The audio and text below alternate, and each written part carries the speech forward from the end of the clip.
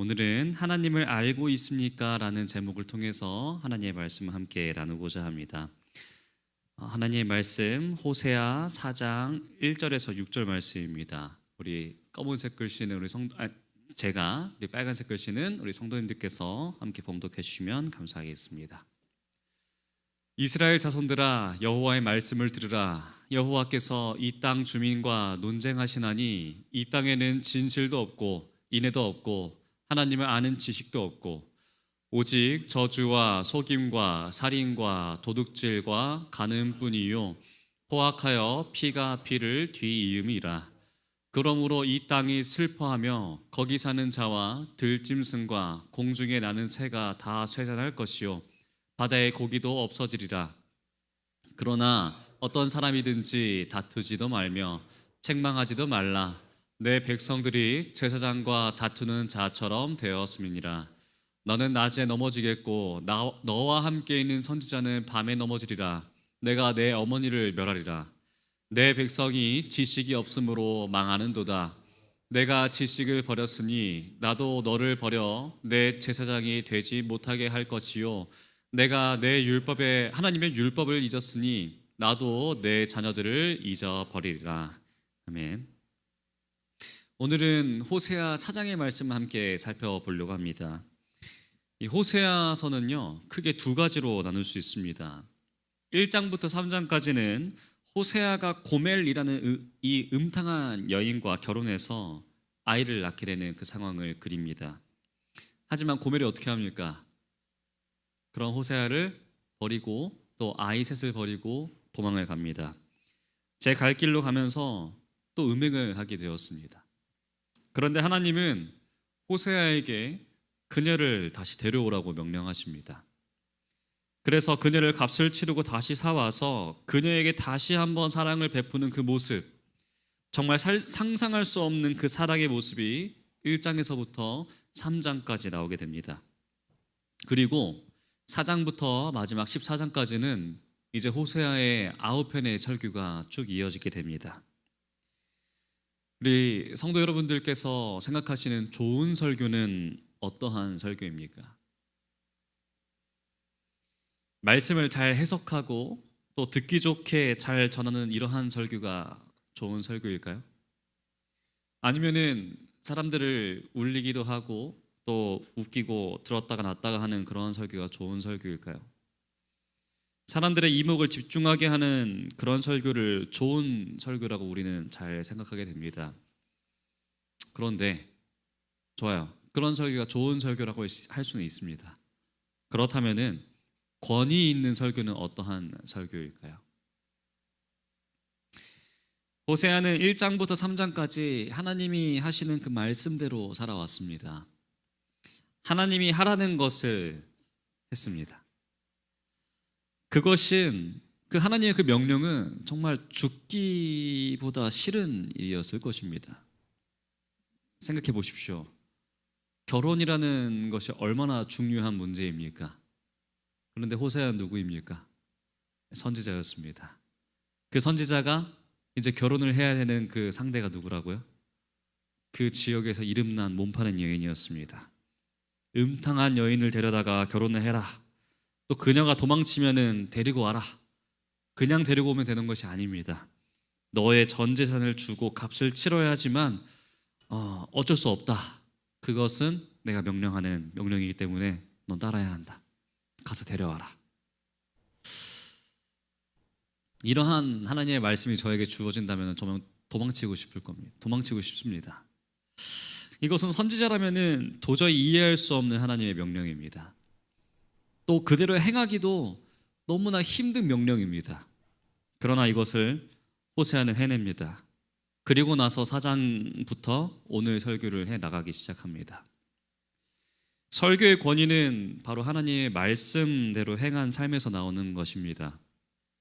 그래서 권위 있는 설교는 하나님의 말씀대로 행한 사람이 주는 말씀이어야 권위 있는 설교가 아닐까라는 생각이 들게 됩니다. 그렇기 때문에 저는 이 호세아 말씀을 읽으면서 저 자신이 참 부끄러웠습니다.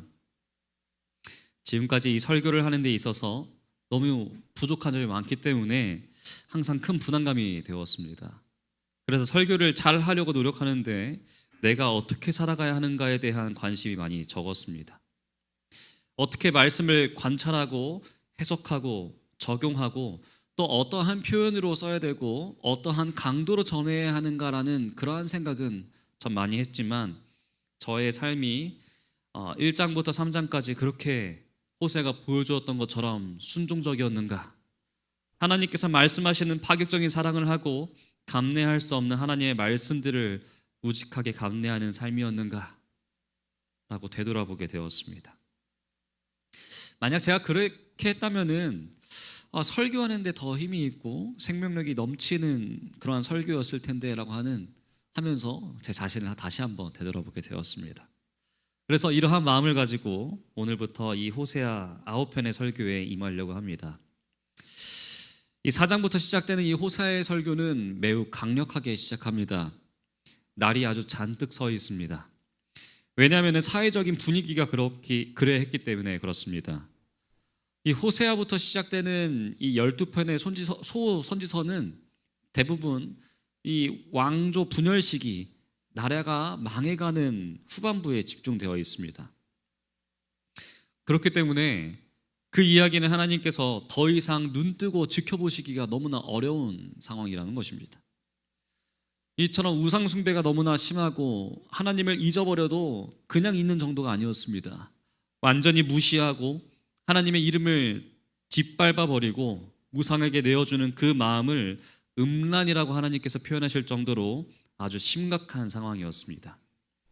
내면에 깊숙이 있는 것까지 그 우상에게 아무것도 아닌 그 우상에게 다 갖다 바치는 그러한 백성들의 모습, 살아있지도 않고 죽어있는 돌과 나무, 무생물들에게 마치 하나님에게 하는 것처럼 자기의 소원을 아뢰고 그 앞에서 구슬하고 제사를 지내는 모습을 보면 정말 견딜 수 없으셨던 하나님의 마음이 조금은 이해가 되는 것 같습니다.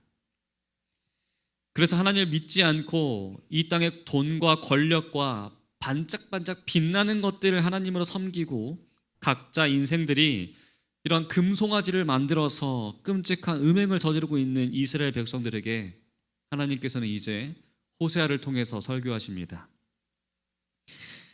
우리가 이 설교를 들어본다면은 굉장히 이 말씀을 통해서 우리의 마음을 뜨겁게 하고 또 아프게 한다라는 것처럼 느껴질 수 있습니다. 과연 이렇게까지 말씀하실 필요가 있을까라는 생각이 들기도 합니다. 그런데 우리가 생각해 보면은 이 호세아의 이 시대와 오늘날 우리의 시대가 다른가 하는가라는 그러한 질문을 할 수가 있는 것 같습니다. 어떻게 생각하십니까? 호세아 때의 시대와 지금 우리가 살아가고 있는 시대가 얼마나 많이 다른 것 같습니까? 똑같습니다. 그렇지 않습니다. 그런데 그렇다면은 지금 우리가 살아가고 있는 이 교회의 안과 밖은 다르다라고 생각하십니까? 현실입니다. 이것도 아닌 것 같습니다. 우리가 교회 안에 들어와 있는 우리가 교회 밖에 있는 사람들과 구하는 것이 다릅니까? 우리가 이 시간에 하나님께 나와서 예배를 드리고 있지만 이 교회 밖에 있는 사람들과 무엇이 다릅니까?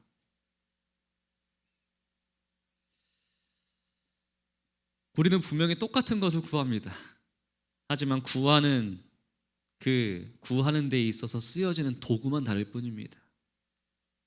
밖에 있는 사람들은 점을 보러 다니고 자기의 노력을 의지하지만 우리는 하나님께 구합니다. 그런데 구하는 대상만 다르지 구하는 내용은 똑같지 않습니까? 무엇을 구하느냐, 무엇을 위해 구하느냐에 대한 관심이 없고 그냥 나는 교회에 왔기 때문에 나는 하나님께 기도하고 구하는 것 때문에 그것으로 된 것이 아닌가 하고 생각하는 우리들에게 하나님은 오늘 정면으로 호세아를 통해서 말씀하고 계십니다. 오늘 이 시간 하나님께서 우리에게 주시고자 하시는 그 말씀이 무엇인지 한번 나눠보겠습니다. 1절입니다. 이스라엘 자손들아 여호와의 말씀을 들으라.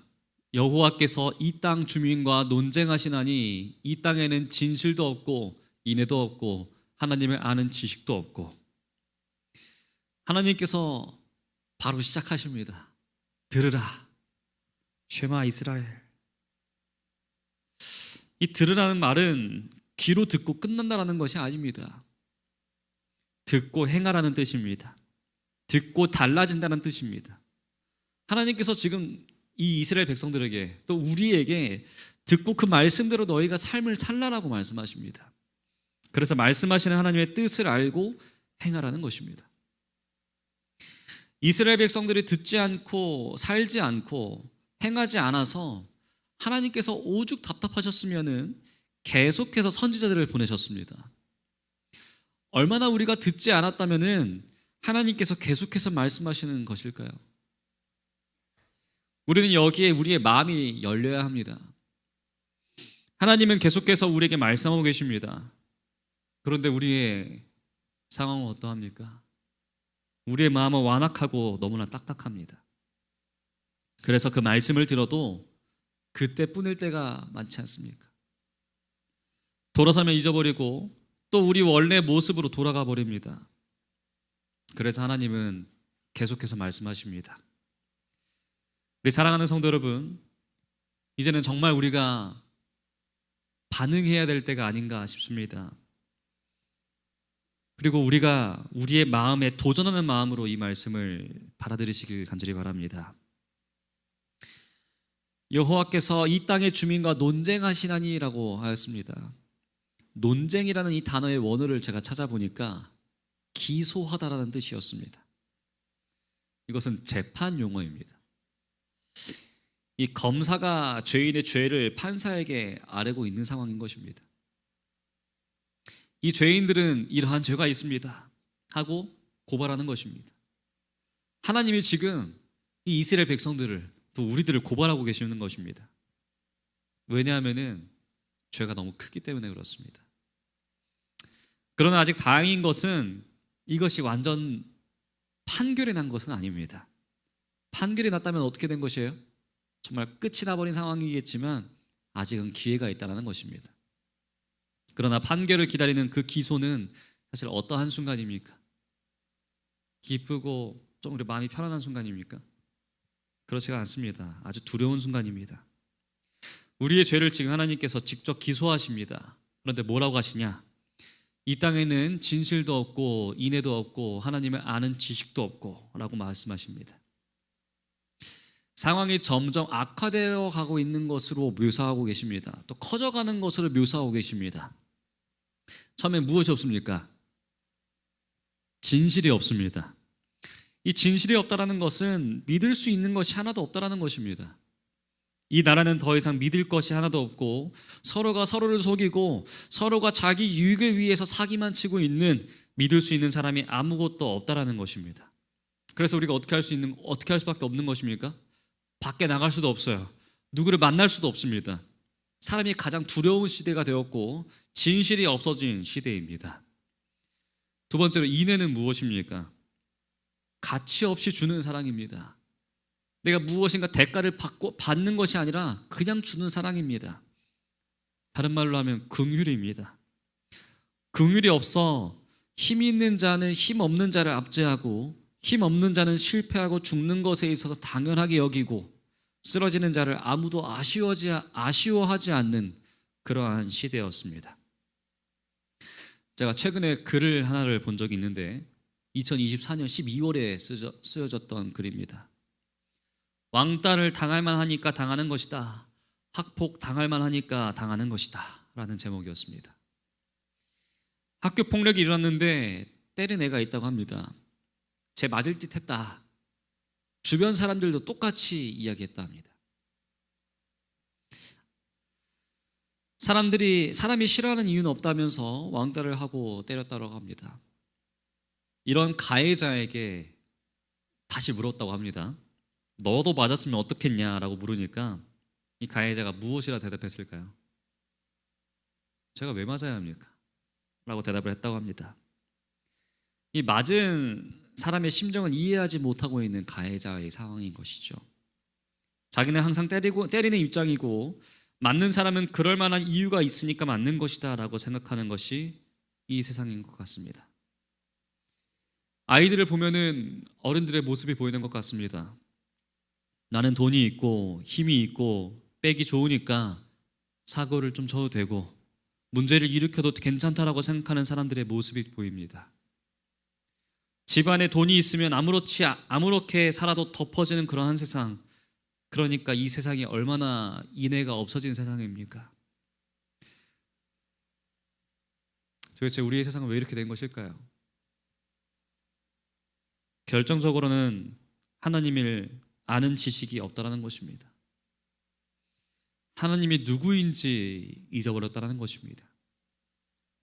하나님은 우리의 창조주이시고 우리를 구원하셨고 지금까지 인도하셨고 생명을 주시고 오늘을 살게 하시는 분이라는 것을 잊어버린 것이죠. 이 하나님을 아는 지식이라고 했을 때 여기에서 아는이라고 쓰여졌던 이 알다라는 단어는 다아트라는 히브리어입니다. 그런데 이 알다라는 이 다아트는 지식, 이해라는 그러한 뜻을 갖고 있는데 그냥 어깨 너머로 주워 들은 것도 아니고 그냥 표면적으로 아는 것도 아닙니다. 그 사람을 알다라고 쓰여질 때 이 다아트라는 단어가 쓰이는데 그 사람과 함께 살아본 것을 의미합니다. 그 사람과 함께 부비면서 새끼를 같이 먹고 자고 깨고 살아본 사람들이 하는 말이 할 수 있는 말이 다아트, 안다라는 이 단어입니다. 인격적이고 경험적인 지식에만 쓰이는 이 단어는 참된 통찰력을 가지고 있는 지식에만 쓰이는 단어입니다. 그러니까 우리가 이 하나님을 아는 지식이라고 했을 때 하나님과 함께 살을 부비며 살아온 백성들이 갖는 것이 다아트, 하나님을 아는 지식입니다. 그런데 왜 이것이 이스라엘 백성들에게는 없는 것일까요? 또 그리고 이것이 왜 오늘날 우리에게 없는 것일까요? 그것은 바로 내 삶의 주인이 하나님이심을 부인하기 때문에 그렇습니다. 하나님과 함께 내 삶을 살아가는 것을 회피하기 때문에 그렇습니다. 하나님 앞에 살면은 내 마음대로 못 살기 때문에 하나님과 함께 살면 진실의 삶, 인애의 삶을 살아야 하는데 그렇게 살면 무엇하는 것처럼 느껴지기 때문에 내가 손해보는 것처럼 느껴지기 때문에 하나님과 함께 살지 않게 되는 것입니다. 그래서 진실도 없고 인애도 없고 결국은 하나님을 아는 지식이 없는 삶이 되어버렸다는 것입니다. 이렇게 된 이유는 가르치지 않았기 때문에 그렇습니다. 오늘 호세아 4장에서 제일 많이 혼이 나는 사람은 제사장입니다. 그리고 선지자입니다. 즉 하나님의 말씀을 전해야 하는 사람이 전하지 않았기 때문에 그렇습니다. 왜냐하면 자기 자신부터 손해보기 때문에. 그래서 말씀대로 가르치지 않고 말씀대로 전하지 않습니다. 그리고는 말씀을 적당하게 왜곡해서 적당히 좋은 말씀으로 사람들을 속였습니다. 이 당시에 종교 지도자들이 그랬습니다. 그래서 호세아 4장에서 제일 박살이 나는 대상은 선지자와 제사장이었습니다. 말씀을 바르게 전해야 하는데 하나님을 아는 지식을 갖지 못하도록 백성들을 속이는 자들, 결국 너희 때문에 이렇게 된 것 아니냐라고 하나님께서 말씀하고 계시는 것입니다. 아주 부끄러운 말씀이고 우리의 마음을 파고드는 말씀입니다. 2절입니다. 오직 저주와 속임과 살인과 도둑질과 간음뿐이요 포악하여 피가 피를 뒤음이리라. 하나님을 아는 지식이 없다 보니까 이제 진실도 없고 인애도 없는 이 땅은 저주와 속임과 살인과 도둑질과 간음, 피가 피를 뒤이는 복수가 계속해서 생겨나는 그러한 세상이 되었습니다. 힘 있는 자는 피를 흘리게 하고 피 흘린 자는 거기에 복수하고 또 복수하고 계속해서 복수하는 그러한 세상이 되어버렸습니다. 계급 간의 갈등이 심해지고 생각이 다르면은 적으로 간주하는 삶이 이들의 삶이었습니다. 그런데 오늘날의 삶은 어떠합니까? 동일한 삶 아닙니까? 생각이 다르면 무엇을 해야 합니까? 대화를 해야 합니다. 남녀간에 사랑하는 남녀들끼리 서로 싸웠습니다. 어떻게 풀어야 합니까? 치고받고 싸웁니까? 절대 그렇지 않죠. 대화로 풀어나가야 합니다. 그런데 무엇을 합니까? 생각이 다르다고 아예 무시를 해버립니다. 그리고 나와 다르면은 나와 대화할 수 없다고 아예 갈라져 버립니다. 이 세대 간의 갈등이 또 이 정치의 갈등이 너무 커져버려서 이제는 어떠한 접점을 찾아볼 수가 없게 되는 그러한 시대가 되어버렸습니다. 왜 계속 극단으로 치닫을 수밖에 없는 것일까? 그것은 바로 하나님을 아는 지식이 없기 때문에 그렇습니다. 우리가 아무리 막 나간다 하더라도 우리가 하나님에 대한 생각만 가지고 있다면은 우리는 서로 연결될 수 있는 접점이 있습니다. 왜냐하면은 같은 하나님의 자녀이기 때문에 그렇습니다. 그래서 같은 하나님의 자녀이기 때문에 우리는 하나님 안에서 해결할 수가 있습니다.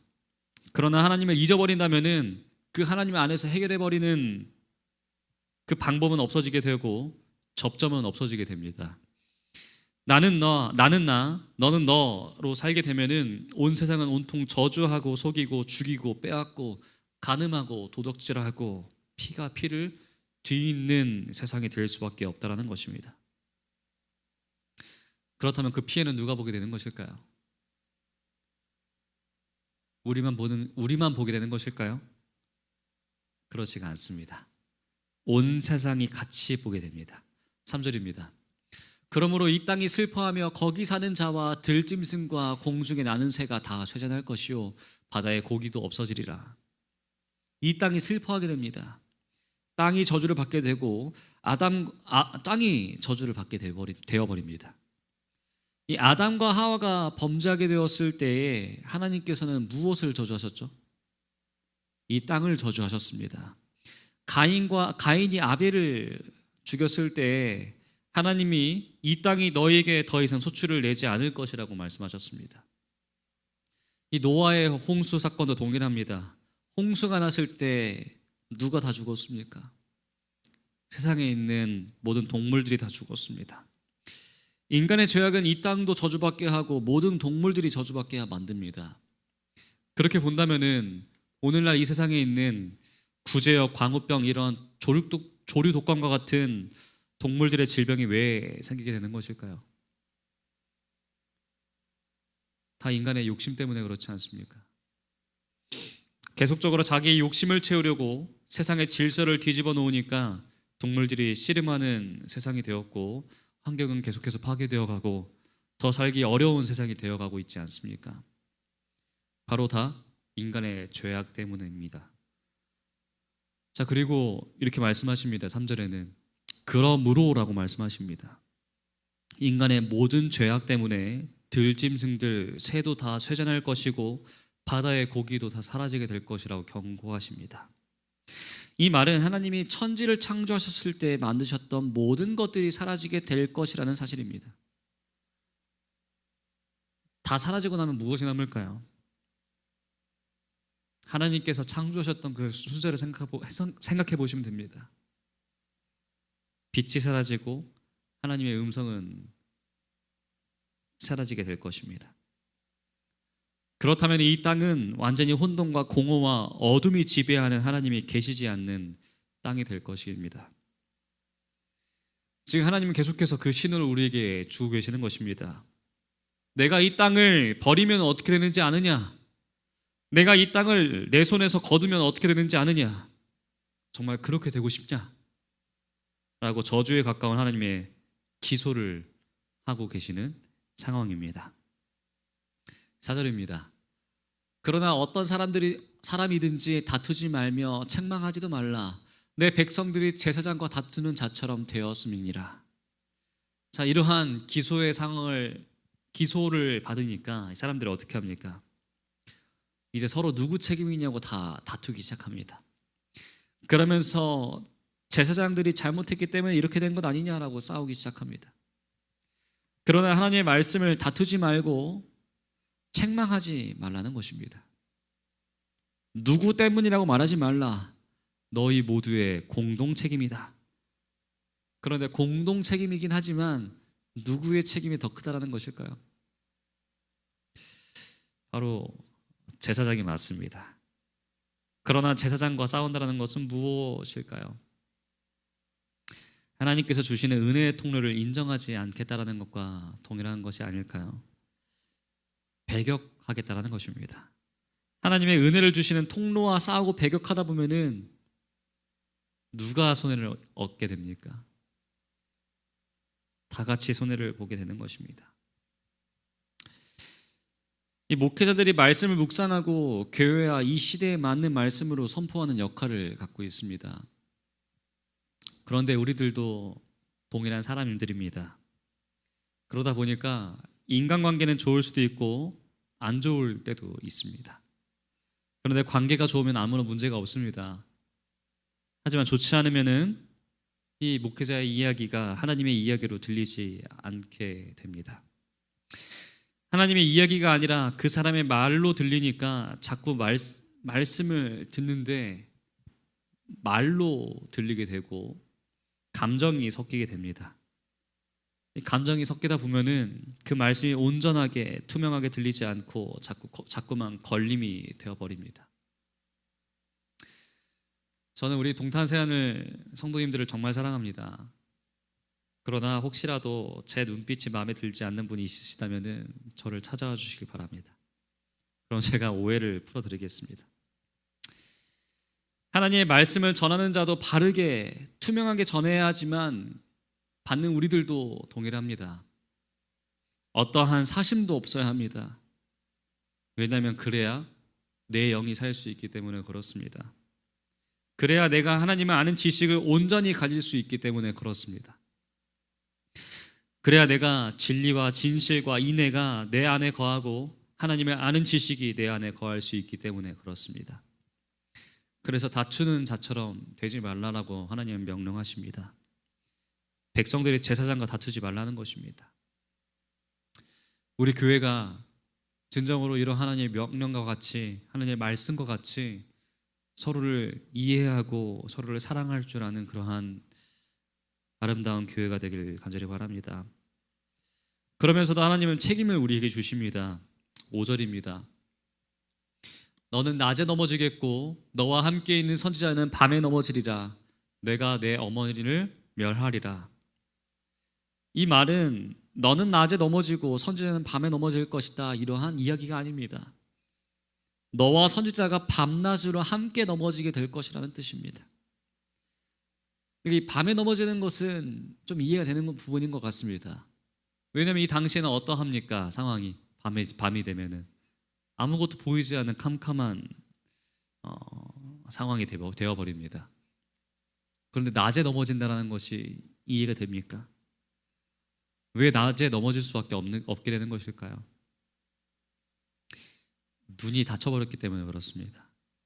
빛을 분간할 수 있는 지혜가 사라져버리게 된 것입니다. 하나님을 아는 지혜가 없으면은 우리는 낮에도 넘어질 수밖에 없게 됩니다. 왜냐하면은 내 욕심에 걸려 넘어지기 때문에 그렇습니다. 내 욕심이 나를 자꾸 걸어 넘어뜨립니다. 은혜를 사라지게 하고 하나님을 떠나게 만들고 게으르게 만들고 남을 속이고 내 욕심을 채우는 자가 되어서 우리는 낮에도 넘어질 수밖에 없게 된다는 것입니다. 그리고 누구와 함께 넘어집니까? 선지자가 함께 넘어지게 됩니다. 하나님의 뜻을 알려주고 하나님을 아는 지식을 키워주고 눈을 열어줘야 하는 선지자와 함께 넘어지게 되는 것입니다. 이렇게 넘어지니까 하나님께서 내 어머니를 멸하겠다라고 말씀하십니다. 이는 우리 육신의 어머니가 아니라 이스라엘 전체 민족을 말씀하고 계십니다. 이는 이스라엘 백성들뿐만 아니라 그들의 주권이 있는 나라 전체까지도 멸망시키겠다는 아주 강력한 하나님의 경고의 말씀입니다. 그래서 하나님은 하나님을 잊어버린 이 시대에 누구를 멸하시는가? 첫 번째는 제사장입니다. 두 번째는 선지자이고 마지막은 나라를 망하게 할 것임을 경고하고 계십니다. 우리가 멸망하게 되지 않게 되길 간절히 기도합니다. 그리고 함께 걸어나가야 하는 이 상황 가운데 우리가 하나님을 아는 지식을 가지고 함께 손을 잡으며 그 빛을 향해 걸어나가는 우리 모두가 되길 간절히 바랍니다. 6절입니다. 내 백성이 지식이 없으므로 망하는도다.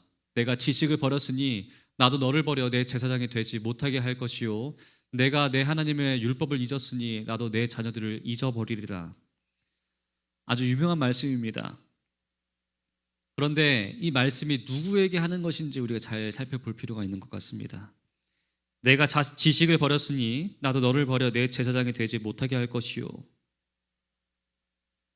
누구에게 하시는 말씀입니까? 바로 제사장에게 하시는 말씀입니다. 너가 내 제사장이라고 하면서 왜 하나님을 아는 지식이 없냐는 것입니다. 백성들을 이끌어 가야 할 종교 지도자들, 선지자들, 제사장들이 엉망진창이 되어버려서 하나님의 말씀이 제대로 주어지지 않는 이 시대를 경고하고 계십니다. 오늘 호세아 4장은 우리 모두에게 해당되는 말씀이긴 하지만 더 좁게는 이 시대의 말씀을 먹일 책임이 있는 목회자들에게 해당되는 말씀입니다. 그렇기 때문에 사랑하는 성도 여러분들께서는 우리 목회자들을 위해서, 교역자들을 위해서 기도해 주셔야 합니다. 교역자 한 명은 한 교회입니다. 한 교회의 흥망성쇠가 교역자에게 달려 있습니다. 목회자를 위해서 기도해야 하는 이유는 이 목회자를 위해서 기도하는 것이 아니라 그분들이 앞으로 담당할 교회들을 위해서 기도하라는 것입니다. 저를 위해 기도해 주셔야 하는 것은 우리 동탄세하늘 교회의 미래가 정말 중요하기 때문에 기도해 주셔야 하는 것입니다. 또 저희 목회자들뿐만 아니라 앞으로 계속해서 이 교회를 책임져야 하는 신학생들을 위해서도 기도해 주시길 간절히 바랍니다. 신학생들이 또 부족해서, 전도사가 부족해서 많은 어려움을 겪는 교회들이 너무나 많습니다. 멀리 있지 않습니다. 우리 교회도 동일하지 않습니까? 앞으로는 계속해서 더 심해질 것인데 우리들의 교회가 어떠한 모습이 될지 저는 참 두렵게 느껴지게 됩니다. 하나님의 말씀을 전하는 통로가 바르게 서지 않으면은 많은 성도들의 신앙이 휘청거리게 됩니다. 호세아의 시대, 선지자들이 바로 서지 않는 이 시대, 제사장들이 하나님을 아는 지식이 없어서 하나님께 버림받았던 시대였습니다. 이러한 시대가 반복되지 않도록 우리가 함께 기도해 나가는 우리 모두가 되길 간절히 바랍니다. 하나님의 말씀에 붙잡힌 바 되어서 말씀을 전하는 강단이 살아있고 그들이 호세아처럼 삶으로 하나님의 말씀을 전하여 어떠한 말씀을 전해도 그 말씀이 여러분들의 마음 가운데 상처가 되지 않고 그 말씀이 있는 그대로 전달되어서 하나님을 아는 지식이 살아있는 그러한 시대, 그것이 우리의 삶을 이끌어가는 시대가 되고 우리의 삶이 될 수 있게 되길 간절히 바랍니다. 하나님이 그렇게 기도한 우리들에게 은혜를 주시고 하나님을 아는 지식을 더해 주셔서 우리의 가정이 살고 교회가 살아갈 수 있도록 인도해 주실 것입니다. 우리가 앞으로 계속해서 살펴볼 이 호세아의 설교를 통해서 우리가 더욱더 하나님을 정말 경험적으로 체험하고 함께 하나님과 살을 부비며 살아갈 수 있는 우리 모두가 되길 간절히 바랍니다. 이러한 하나님의 인도하심을 믿고 하나님께 나아가는 우리 모두가 되길 바라면서 오늘 말씀 마치도록 하겠습니다.